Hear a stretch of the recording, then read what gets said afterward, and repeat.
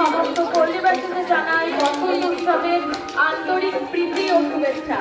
ফাল্গুনী পূর্ণিমায় উদযাপিত হয় এই বসন্ত উৎসব। মন্ত্রকের পক্ষ থেকে সমস্ত পল্লীবাসীকে আহ্বান জানাচ্ছি আমাদের বসন্ত শোভাযাত্রায়।